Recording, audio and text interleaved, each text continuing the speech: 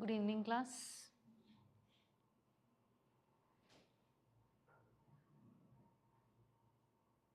Online class, is the AV working? Okay. So today we'll be starting with polity and governance. The topics are Women Initiative, India CEC to assume chairperson of IDEA, trial in absentia and ICDS program, and mind your administrative language. Okay. First is Women Initiative.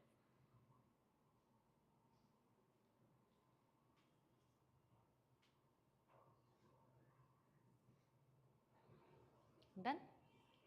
See, this was an older scheme. This was started in 2019. I told you 2025 के लिए either scheme started in 2019 or started in 2025 would have importance. So this particular scheme was started in 2019 by Government e-Marketplace. Now this was a collaboration between UN Women, and one of the important things about your UN Women is they are trying to reach your Sustainable Development Goal 5, which speaks about gender equality. What are the targeting, or what is Women about? In simpler terms, if I have to tell, your government e-market placements, first and foremost, it is as it tells. It is an online platform where government will buy directly from vendors. Okay. Now, under government e-marketplace, a separate section called Women, which means women entrepreneurs or women who will be selling their products directly to government in digital medium. Okay, so what are they trying to do? Women means buy from women who are leading the MSMEs, micro small enterprises, SHGs, artisans, viewers, and marginalized women. So this is one version of trying to create women empowerment or gender equality. That is the same thing that your SDG 5 is trying to do. Okay, understood about Women? So what is the objectives of Women means? Give them market access, because women-led brands are usually not having that much outreach of a market.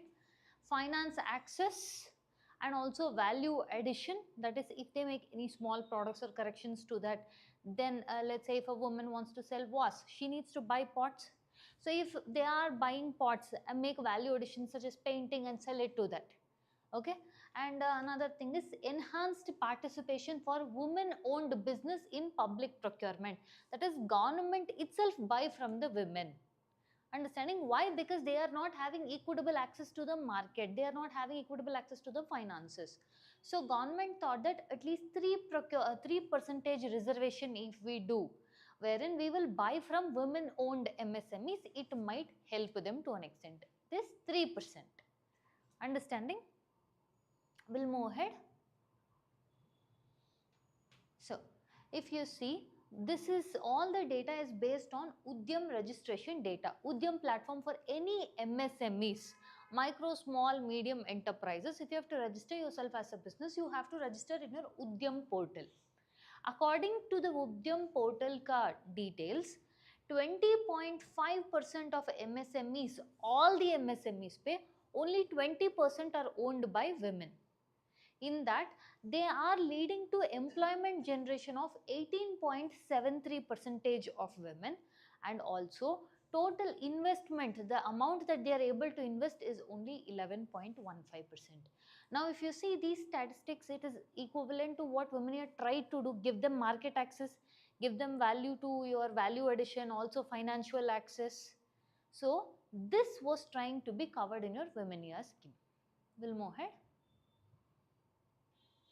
Now, government e-marketplace.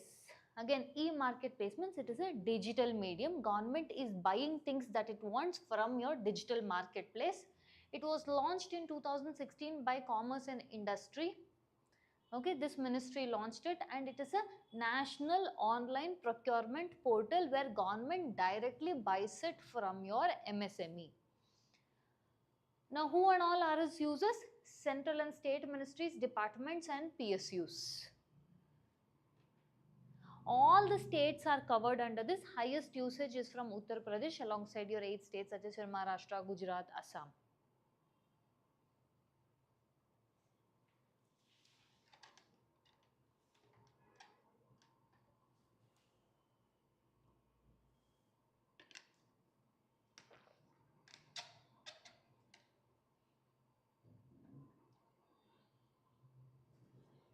We'll move ahead. Now, what are the objectives in government e-marketplace? Why did they have to get one thing called government e-marketplace? Means first and foremost, transparency. Government, whatever it is purchasing, it will now be transparent and everyone can see that data. Second thing is efficiency. Government should not spend huge amount of time in trying to put out a tender when people will again tell these are my proposals, and again we don't know on what basis they are selecting. So this is most efficient. All they have to do is just open the digital platform, click buy, and it will come. So it is transparent, efficient, and also fair pricing. So all these three are coming, and also it reduces human interface. The more human interface is there, the more corruption chances are higher. So here it reduces that, and World Bank tells that through this manner it saves at least 10% of money which would have gone into all the other ways.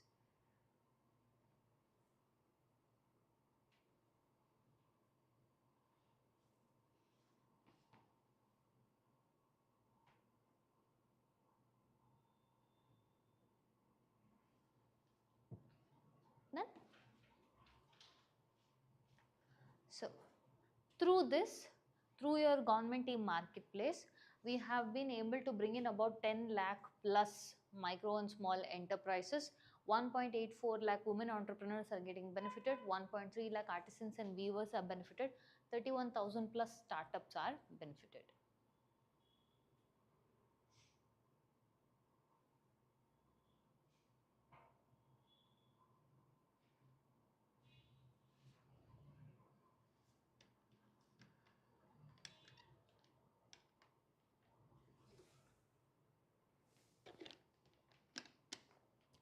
We'll move ahead.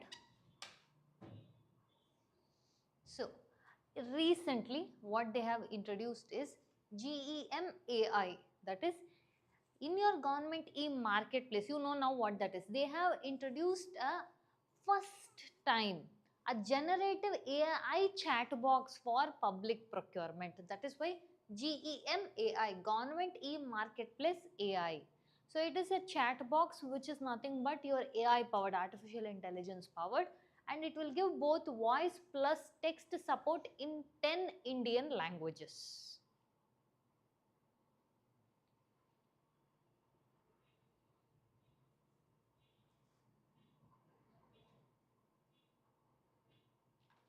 Done?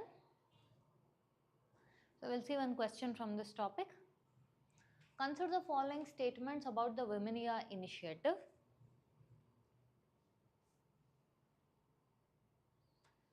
First one is, it aims to reduce challenges faced by women entrepreneurs such as access to finance, access to market, and access to value addition. Okay, this statement is correct. It mandates that 10% of all government procurement must be from, very good, 3%. It is not 10%. It is 3% government procurement must be from women-owned enterprises. So this is wrong.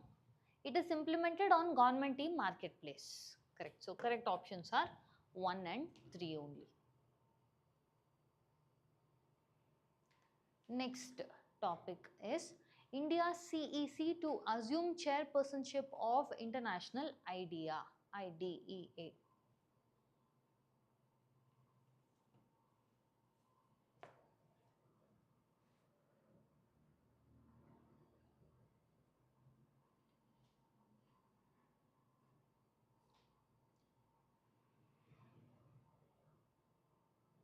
Then, see, first and foremost, India CEC means Chief Election Commissioner. He is going to assume the role of a chairman of something called as International IDEA. What that is, we will see. For the year 2026. Who is our CEC at present? It is Gyanesh Kumar. So he has become the chairman of the Council of Member of States for International IDEA for 2026.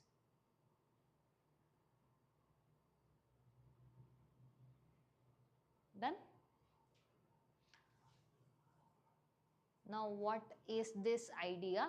First and foremost, see, International IDEA ka, it's more of an intergovernmental organization okay, wherein it was established in 1995. What is the objective behind IDEA means, let's say 35 founding countries including India, which is founder, all came together and thought if we have to continue with a democratic process and all of us have to practice democratic form of let's say electioneering, fair elections, all this has to be conducted. In other words, electoral processes of the democracies must be fair and free of influence. So they wanted to create a sustainable democracy worldwide. Their secretariat, or it is housed in Stockholm in Sweden. In your United Nations, this idea gets a observer status.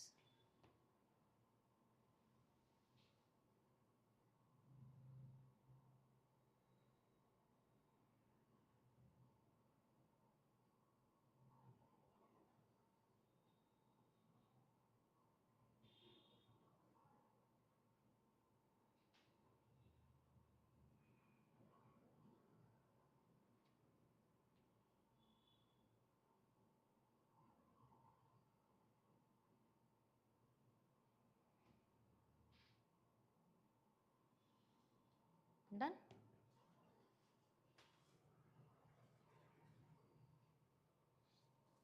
What is the mission of this particular thing?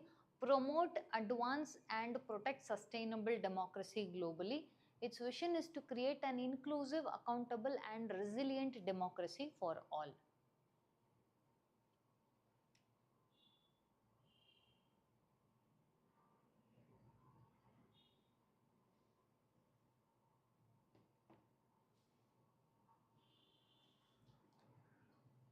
Okay, below this write down IDEA ka full form. International IDEA write down. International Institute for Democracy and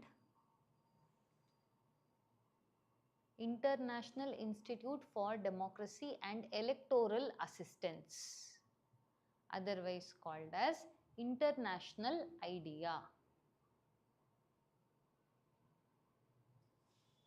Okay. So, what are the core functions of this idea? If you see, first and foremost, knowledge production. What is the demographic in my country? What kind of people? First of all, if you're first time voters, we have to educate them. This is what process happens. And second is capacity development. If such large number of people are there, how should my, let's say, returning officer, district returning officers, each way I have to make sure that everyone has to be brought into the ambit of exercising their political right. And also advocacy, which means trying to spread awareness about you having to exercise your political right to cast your vote. And convening dialogues, how can we improve this process? So these are the four things that your idea does. International Institute for Democracy and your electoral aspirations are there. Okay, we'll move ahead. Who are the members? As of now, there are 35 member states. In that, India is one of the founding members. Your United States and Japan are observers. They are not members, they are just observers. This idea itself is having an more of observer status in United Nations.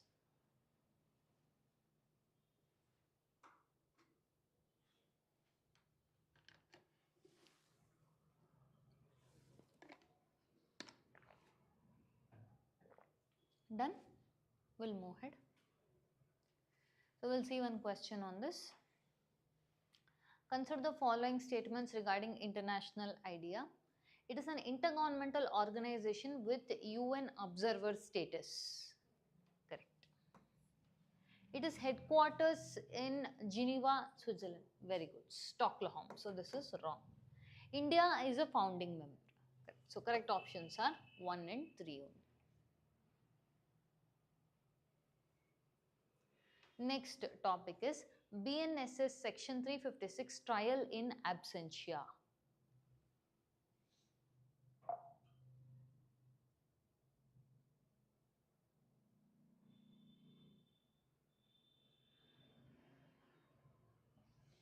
Okay, shall we move ahead?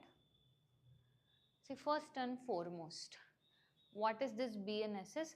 Bharatiya Nagarik Suraksha Sanhita. Okay, I read on the full form of BNSS first. Bharatiya Nagarik Suraksha Sanhita.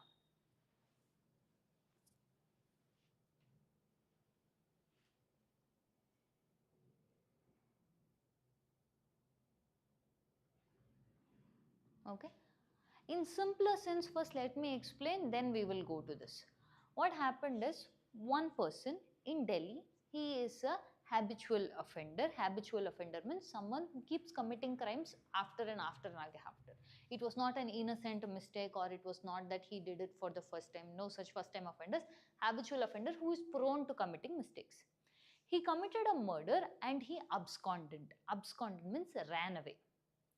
Now, police are not able to track that fellow. If they don't track that fellow, whatever murder he would have done to the victim family, then the trial will go on for years and years. Yes or no? The victims can never find peace. So, the Delhi police for the first time invoked one principle that is called as trial in absentia. Meaning, this particular person who committed this murder is a habitual offender. We have good amount of proof that he is the one who has did that. Now, despite repeated summons, we have tried to track him everywhere, he has fled. Even though this fellow has fled, let us continue with the trial. Let us continue the trial in his absence. Why are we doing this? Just so that the victim family or the victim should not be dragged through the years just because this person is trying to delay the justice. Understanding? This is for the very first time your Delhi police have invoked this. Okay? Now let's see the facts of it. This was the first time Delhi police invoked section 356. This section 356 is which is speaking about the things that I told you. You can conduct a trial even in the absence of the person who has committed the issue or the accused. This is a provision in Bharatiya Nagarik Suraksha Sanhita. Okay, section 356 is present in Bharatiya Nagarik Suraksha Sanhita. Otherwise, this is the new version of the old criminal procedure code. Criminal procedure code was replaced with Bharatiya Nagarik Suraksha Sanhita. Who was that person? Means the person name was Jitendra Mehato, who was accused for murder and evading arrest. Whenever police went to arrest him, he would run and escape. So much so that even when police people try to go arrest, purposefully they will create a section of crowd who will try to spray pepper spray on the police and make sure that police are not able to capture him. So, with the usage of section 356, this marks the first practical use of absentee trial mechanism. Absentee trial mechanism means accused is absent, still trial will go on.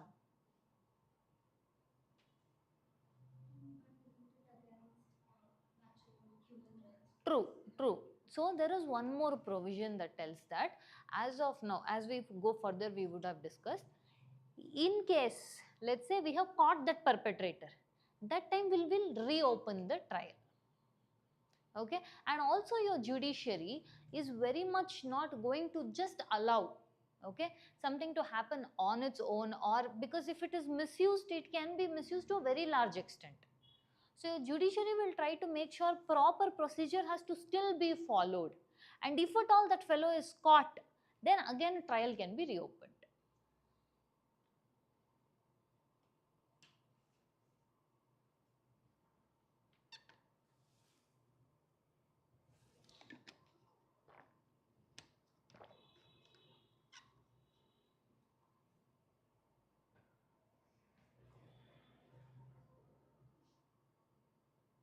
Done? We'll move ahead. What is section 356 of your BNSS? Provides trial in absentia of an accused who absconds and evades arrest.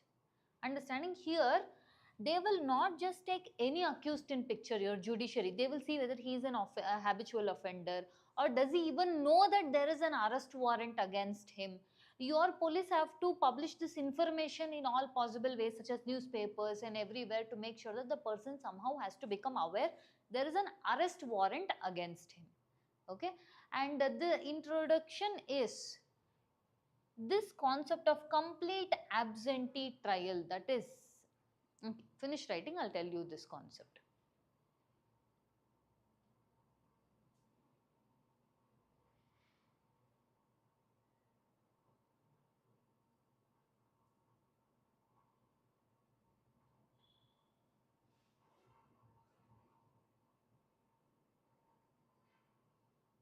Okay, see, I told you criminal procedure code was earlier one what we had. Now your BNSS has replaced criminal procedure code. In the old criminal procedure code, how it was, means let's say a person has ran away after committing the offense. You can tell this offense was committed by him even if he is absent, but you cannot start a full-fledged trial. But in BNSS, a complete absentee trial itself can be tried out even if the person has absconded. So this is one major difference between the old criminal procedure code and our new BNSS.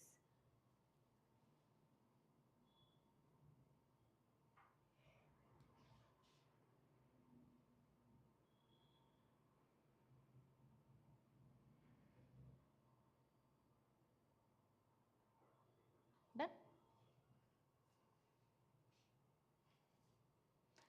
Now, what are the preconditions if we have to conduct an absentee trial? Means, first and foremost, he has to be a proclaimed offender, that is your habitual offender, or this person has been committing crimes on this particular front. Second thing is, he must have evaded arrest despite repeated summons and warrants. Just because one person is not there doesn't mean you will start trial on him. If he has purposefully ran away while you go to arrest, or he knows there is an arrest warrant against him and constantly you've given him so many summons and despite that he has ran away. Okay, and second thing is, you have to give a proof that he has disappeared. Okay, either in the intentional disappearance or evasion. The police themselves cannot go not search and tell that fellow has evaded. No, you have to give proof. Where has he ran away to? How do you know he has ran away? Just so that this particular concept cannot be misused, because there is a high chance of misuse of this.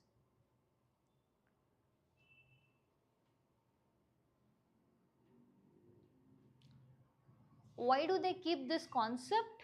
Because they prevent the accused from blocking the trial and ensure speedy justice for the victims.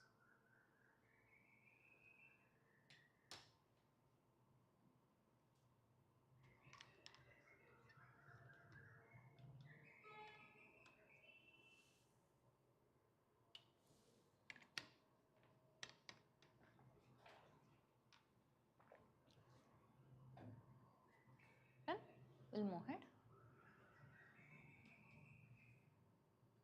So what are the key features of section 356 of BNSS? It can conduct a trial without the accused, which means complete absentia. Okay, an entire trial can be conducted without even the accused being present. It will listen, that is the court will listen to the recorded evidence and it will examine the witness, and at the same point of time they will even assign a legal aid counsel. That person who has committed the crime itself is not here, but what is the concept of our justice? Innocent until proven guilty. So for that reason, even though that fellow itself is not there, in his sake one lawyer will be there. Prosecutor, that is your defense counsel, he will be there to represent the absconding accused.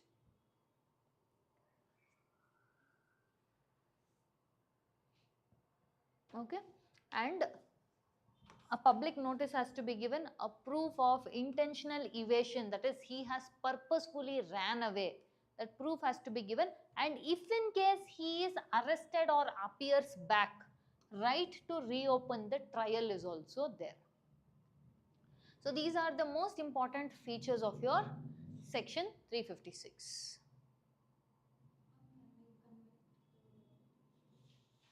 The accused, yes, yes. sentences can be avoided. But one of the things that we do have to know is this is the first time they have invoked. No history has been there. We have to see how judiciary will respond to this also. But one thing judiciary will definitely try to do is make sure that this should not be misused and a proper procedure has to be followed, and no one's article 20, 21 and 22 should get violated.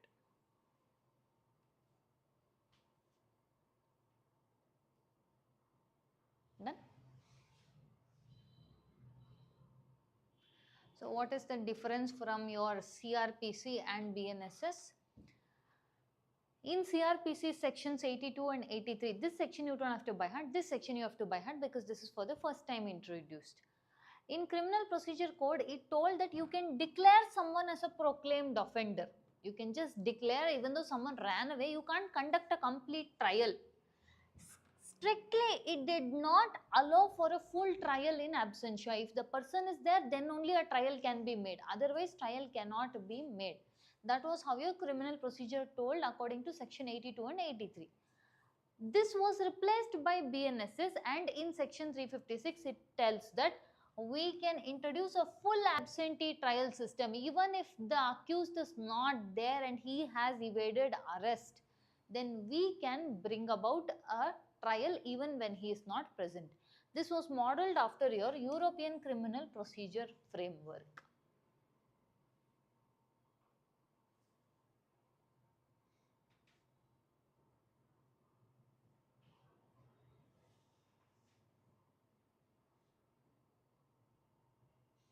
Done?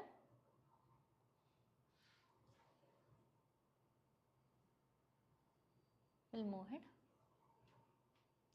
Now what happened in the Delhi case? Protest related incident. What happened was the officials were obstructed. They were not even allowed to go arrest the person. Instead they were sprayed with pepper spray, and the accused, despite the Delhi police giving so many notices and summons and arrest warrants, accused purposefully made sure that he evades it. So because of which your Delhi police invoked section 356. Understanding? Now in this murder case where a particular person is absconding for a long period of time, purposefully he knows until and unless I go to trial they can't start it. So what they do is they go hiding for a very long time. In this time they can do victim intimidation and all those, or victim family intimidation. So that should not happen. The police then invoked article 356 to make sure they will not continue with the delay and the victim should get a justice. Okay.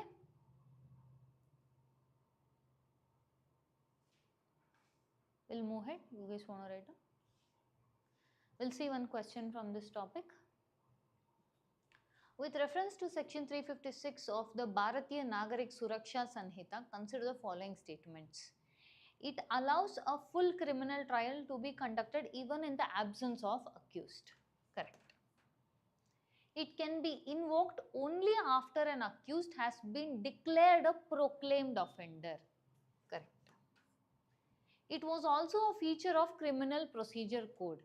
Criminal Procedure Code definitely did not even speak about complete absentia. It only told you can tell someone as a proclaimed offender but not conduct a complete absentia trial. So only first two statements are correct. Next topic is Integrated Child Development Services Program, ICDS program. This is important for your mains, this upcoming mains.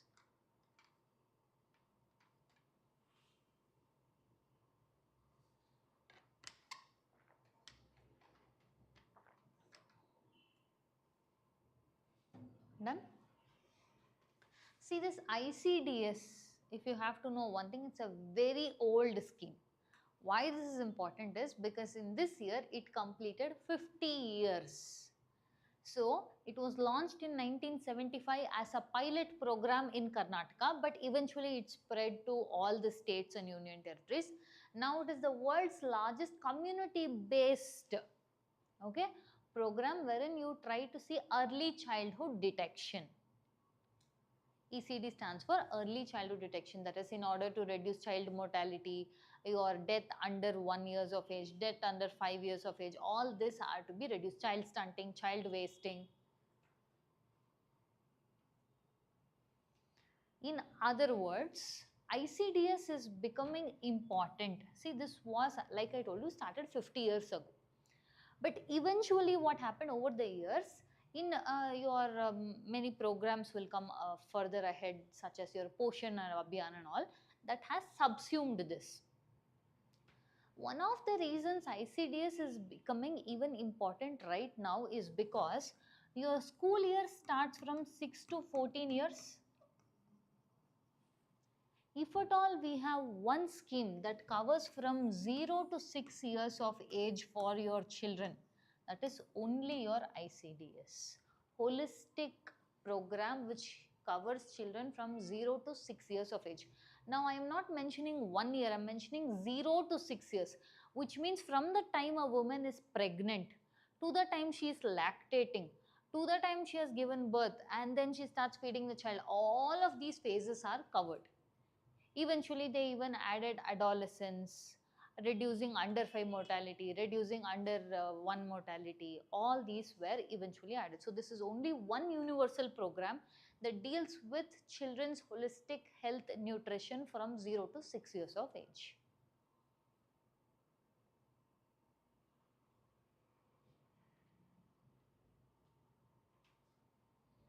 Then, shall we move ahead?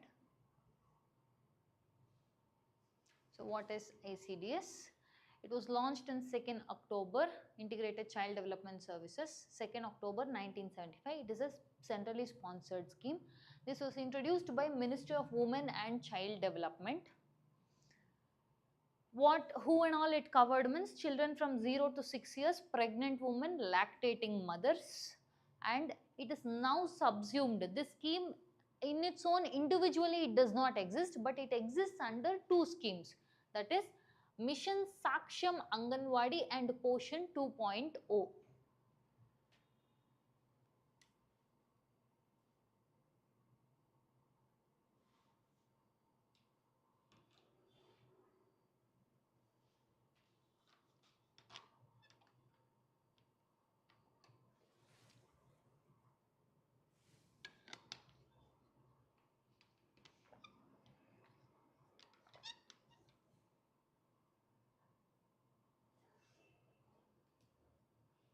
Done? What are the objectives of this ICDS? First and foremost, nutrition and health of children below 6 years of age. It covers from 0 means even from the time a woman is pregnant. Developmental foundation with regard to cognitive, social and physical development, that is after a child is born. The child has to be tested, given vaccines, all its nutritional needs has to be met.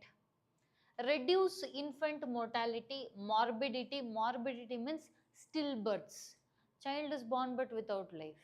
Okay, and malnutrition, school dropouts, all this has to be dealt with. This also deals with the intersectoral coordination for child development. If it is with respect to health ministry, that is they have introduced new vaccines, means that also has to be brought under this only. For children ke liye holistic programs has to be brought under, and it will promote maternal health and nutrition.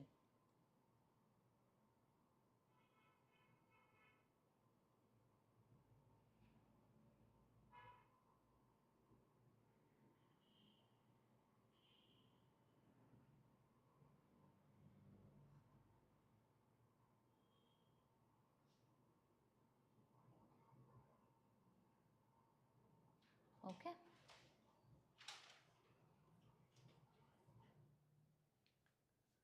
Next is, what are the services under ICDS that we see? First and foremost, all these things are delivered mainly to Anganwadi centers, or otherwise your Asha workers are first educated that what and all the mother should do for the child from 0 to 6 years of age.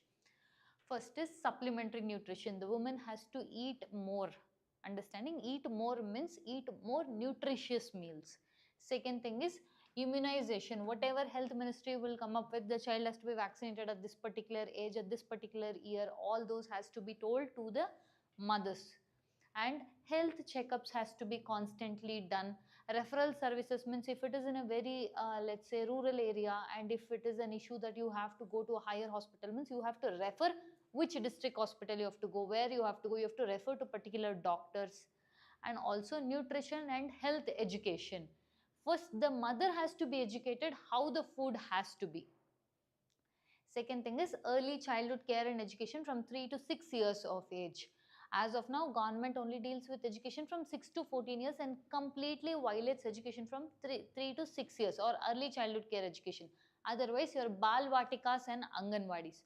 But alongside, one other program speaks about early childhood education, means that is your NEP 2020, which tells that no, Government of India should also provide early childhood education under National Education Policy of 2020.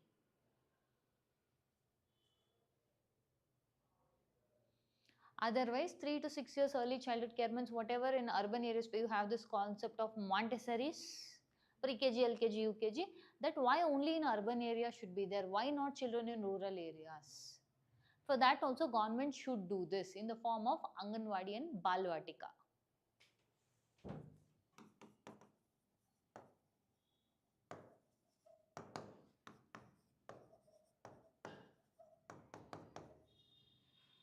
And even in this Anganwadi and Balvatika, you should provide nutritious meals to the children.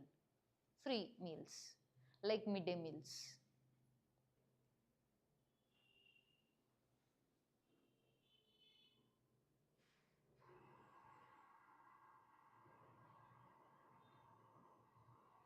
We'll move ahead.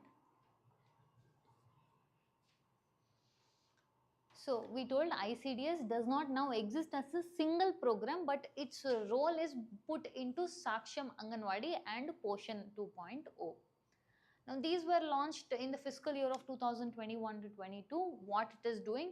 Target India's nutritional support program. This implementation is going to be from 2021 to 2026. This scheme also becomes important because it is ending in your 2026, which means the year that you are going to write the exam. So this Saksham Anganwadi and Poshan 2.0 merges the following schemes: ICDS Poshan Abhiyan scheme for adolescent girls and National Creche scheme. Creche means it is nothing but like your daycare where mothers can leave and go work and come. ICDS, this Saksham Anganwadi and Poshan 2.0 merges ICDS, Poshan Abhiyan and scheme for adolescent girls and National Creche scheme. Creche means your daycare center.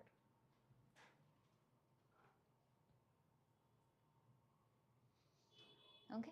So what exactly your ICDS, which is now merged into your Poshan 2.0 and your Saksham Anganwadi, what is it dealing about? Means first and foremost about, we discussed no, supplementary nutrition. What is that supplementary nutrition? Children 6 months, 6 months pe only they are introduced solid food. Up until 6 months only it is mother's milk. So from 6 months to 6 years, how the child ka food habit should be, how the food habit, nutritional standard should be for a pregnant and a lactating mother, because her nutrition is what is going to be the child's nutrition. And also for adolescent girls from 14 to 18 years. In aspirational districts program that you have seen, each district has to be transformed in such a way that women, adolescent women, that is 14 to 18 year of girls, are majorly anemic. Okay, so how to deal with this anemia?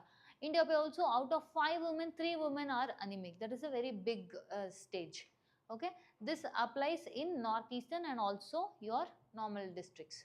Another thing is early childhood care, like we discussed, Balvatikas and Anganwadis.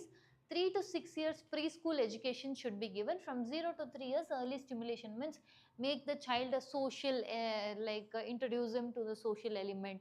See how children who are at 3 years, when they should be talking, when they should be walking, when they should be grabbing things, all these things has to be seen.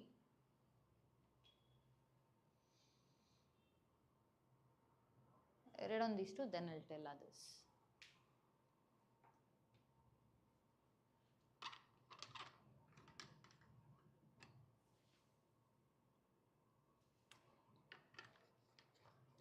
Now we spoke about your Saksham Anganwadi centers, no? Otherwise nothing but your Balvatikas. How you should create, otherwise in urban areas Montessori's are there, no?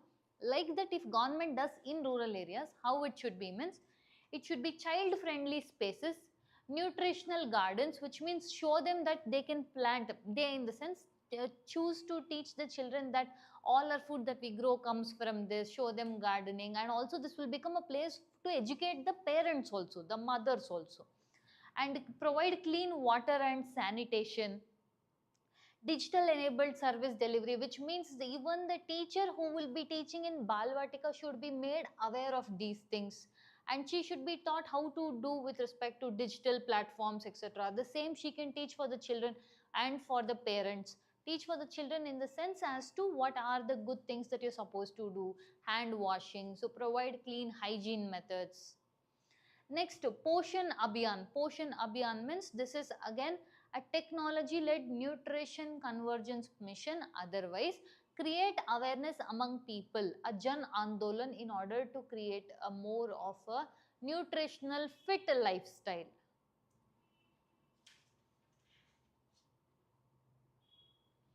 So you make the people aware. In otherwise, you try to.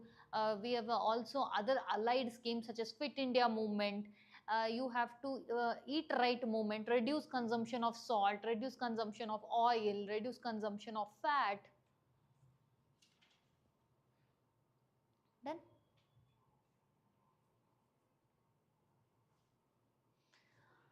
why is this ICDS still a topic of discussion, even though if it is merged into two schemes? Means because this is the only scheme that covers holistically from 0 to 6 years of age. India still has 28% of child stunting and 18% of child wasting. This is according to National Health Family Survey 5. We need a lot of ECD framework, early childhood detection framework, that because this year are golden years for children, because the next phase of their life is dependent on this. And also high adolescent anemia and maternal undernutrition. Women are suffering a lot because of the biological process and also because of your anemia. And ICDS is the only universal platform for children before reaching schooling age, or 0 to 6 years is covered only under ICDS, which is now subsumed under Saksham and your Poshan.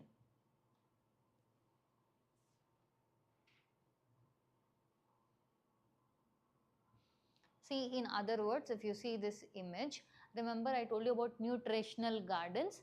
The teacher will be now explaining the value of importance of adding vegetables in your food, adding your fruits, fiber, roughage. But instead of just teaching it as a classroom board cuttings, they teach it in a live manner.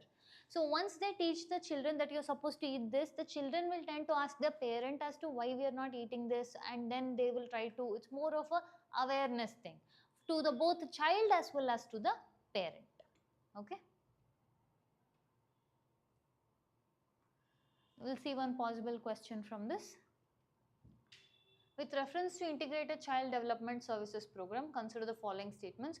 It was launched in 1975 as a central sponsored scheme to improve health and nutrition among children aged 0 to 6 years. Correct. ICDS has now been fully subsumed under Mission Saksham, Anganwadi and Poshan 2.0.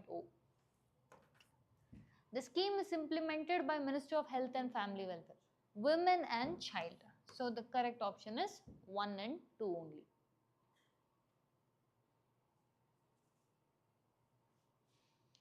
Last topic, Supreme Court's report on Mind Your Administrative Language.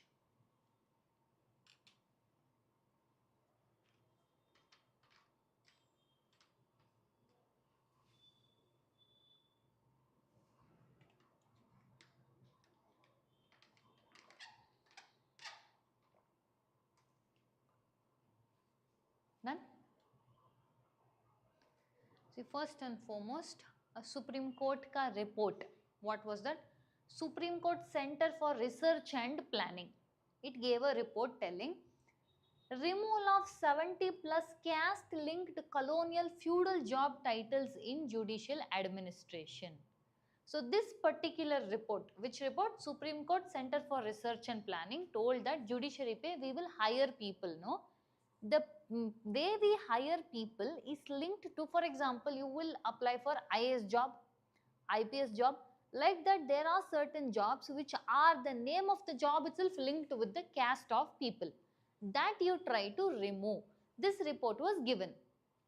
Now, our Chief Justice of India has forwarded this, which means he has given it to all high courts and your subordinate courts, telling you guys also implement this changes. Let us bring this change. He is telling that.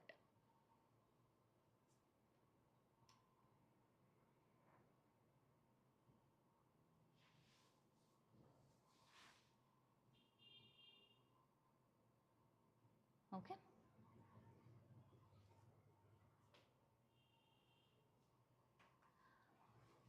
The Chief Justice of India, B.R. Gawai, he had endorsed this report before retirement and it was circulated to all high courts. And what are they trying to do? Replace discriminatory designations with dignity-based constitutional language. Let's see further what are those discriminatory designations.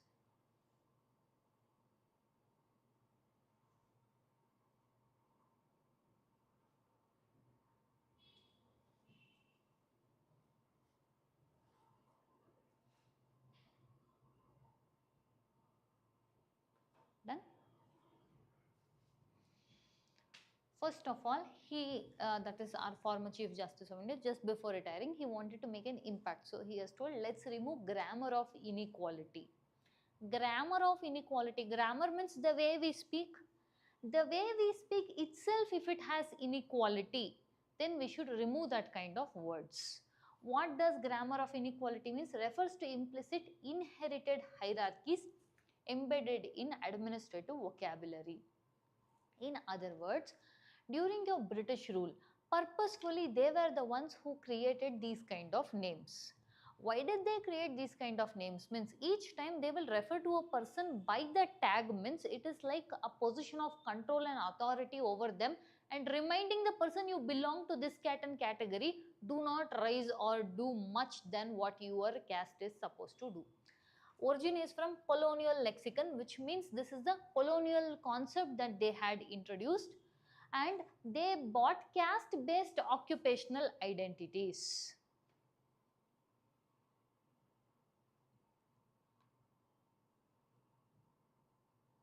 Why did our Chief Justice of India want to remove this? Because if you use this kind of name, then you are thingifying a person, which means you are reducing a person to a mere caste or a mere identity that you can't even see. So the person's value is determined based on the caste, or his occupation is already inbuilt with the caste.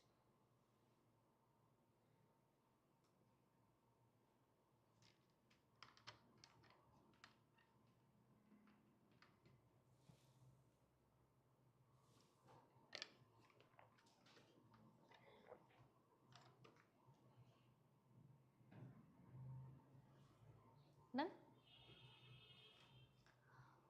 So, by us continuing to do that, it is violating Article 14, right to equality, and Article 15 of 2, which tells that we have to specifically not discriminate people based on their caste, and Article 17, abolition of untouchability we are telling, and we are still using the same names. And Article 21, which says dignity is a part of life. How can a person have dignity when they are called with these derogatory names? Okay, done. So, what is the key problem? Courts continue to use caste coded or colonial designations such as scavenger, dhobi, coolie, cycle savar. All these things are associated with particular caste names. Now, this would mean that yes, in all levels, judiciary is the one that is telling we have to remove this, and if these names are there, then it sets a bad precedent. And they also tell that this creates a gap between what courts preach and what they practice. If we are telling equality should be there, then it should be there in our actions also. Okay, so they are telling caste should not be associated with your occupation.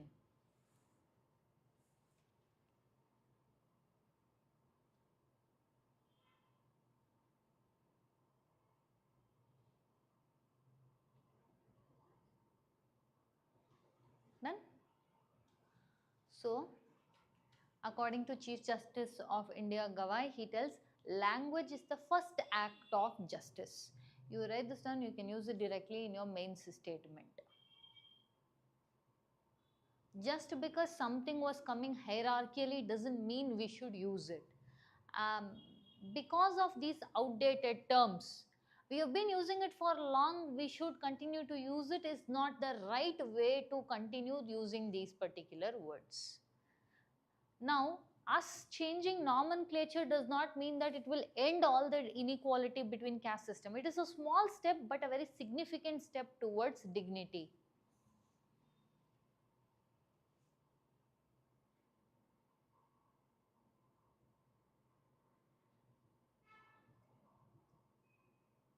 Then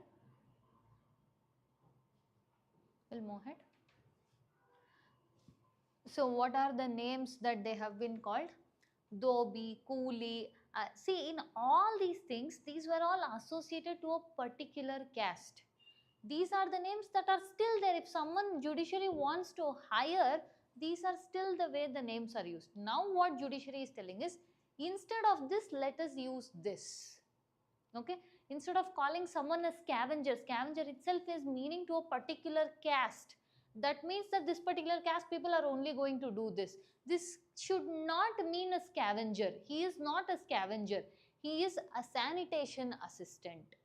And your Dobi should not be called as Dobi, and then their caste should not become their identity. Rather, a laundry operator, freight assistants, logistic assistant, document handler, material coordinator, kitchen assistant, and horticulture attendant. They want to, now when you tell this, does it have dignity? That they are just doing this job, that's it. But when you tell that a coolie, a Dobi, this only means that see, we have colonial mentality. This only means that you are under a power, that is, you are under a person who holds power over you. So now it makes sense what he tells, language is the first act of justice. That is what they are trying to bring about. You want to write 2-3 examples?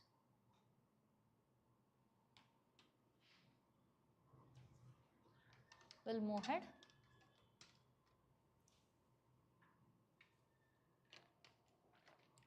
Now the report came like this, Chief Justice of India told if we do this, this would be better. But there is also huge amount of difficulties in order to do this. Don't you think this is a right step?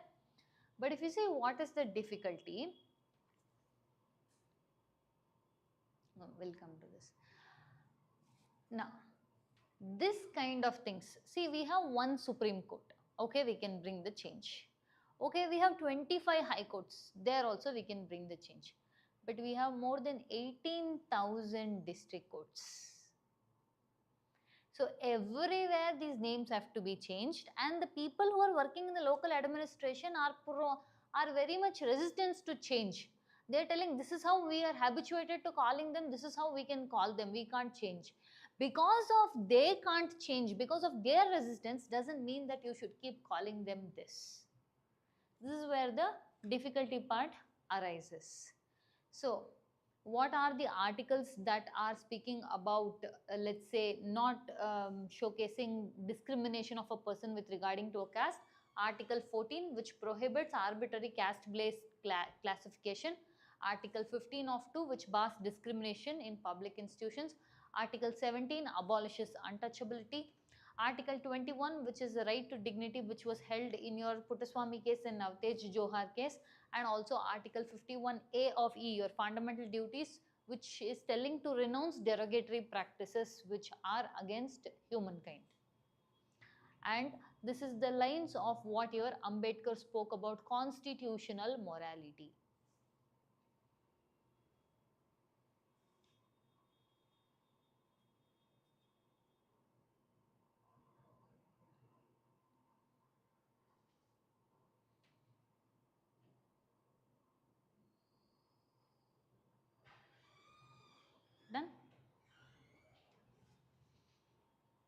So what is the background of this? Occupational fixity was given. That is why the British did this, is so that the caste, the job, the identity, all three are linked and a person will know what position he holds in a society. Okay. The judiciary has told us this vocabulary should not be continued. We have to bring reforms. And also the report that we spoke about says that a transition from status based administration to rights based administration should happen.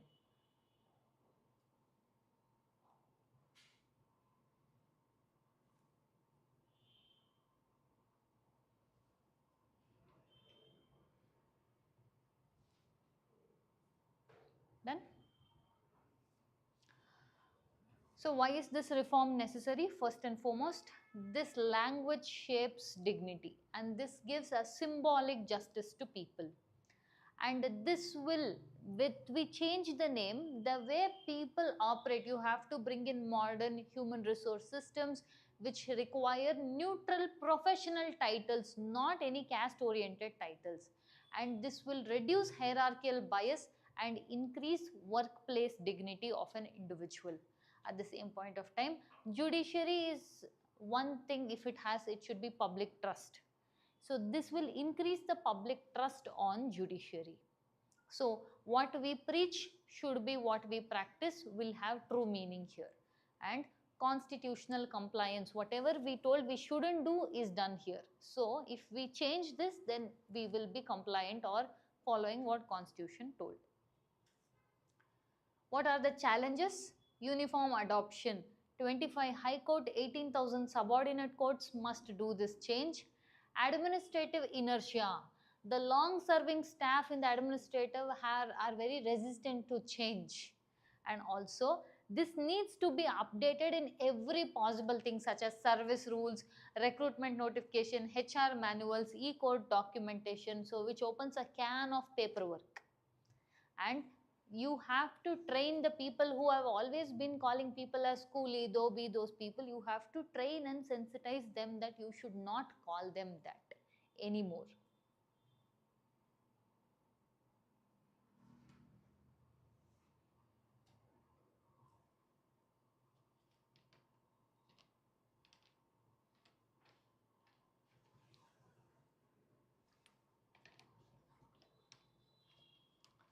Done?